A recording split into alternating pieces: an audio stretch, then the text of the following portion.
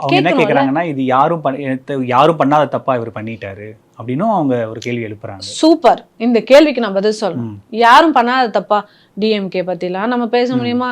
கருணாநிதி எல்லாம் பண்ணலையா? இதுதான் ஆதவர்ஜுனா சொல்றாரு. நீங்க ஒரு பார்ட்டியா ஒரு டிஃபரன்ஸ் காட்டணும்னு தானே வரீங்க? டிஎம்கே பண்ணதையே பண்ணணும்னு வரீங்களா? கருணாநிதி 3 பொண்டாட்டி வச்சுக்கிட்டாருன்னா அப்ப விஜய் இப்ப 3 பொண்டாட்டி வச்சுக்க போறாரு. அப்படியா?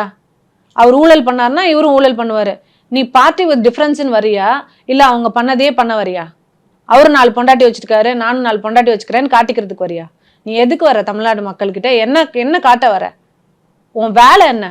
சினிமாவில் நடிச்ச, உன்னை எல்லாரும் தூக்கி வச்சு தலையில வச்சு கொண்டாடணும், நல்லா சம்பாரிச்ச பீப்புள் இன்னமும் உனக்காக உயிரை கொடுக்குற அளவுக்கு அவ்வளோ பேர் ஒவ்வொரு இடத்துலையும் அவ்வளோ கூட்டம் ஏன் வருதுன்னா அந்த அன்பு உங்களுக்கு அவ்வளோ சப்போர்ட் உங்களுக்கு கொடுக்குறாங்க பீப்புள். அதையே உங்களுக்கு காப்பாத்திக்க தெரியல. நீங்களும் அவங்களும் ஒன்னா? எந்த கட்சியில பார்த்தாலும் இதுக்கு முன்னாடி எம்ஜிஆரை பாருங்க, அவரை பாருங்க, என் டி ராமாராவை பாருங்க, அவரை பாருங்க.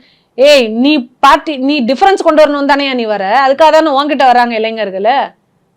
நீயும் நான் அவன் வச்சுக்கிட்டா நானும் வச்சுக்குவேன்னு சொல்றதுக்கு நீ எதுக்கு? அதுக்கு இவ்வளவு நாள் இருக்கு அவங்களே போதுமே.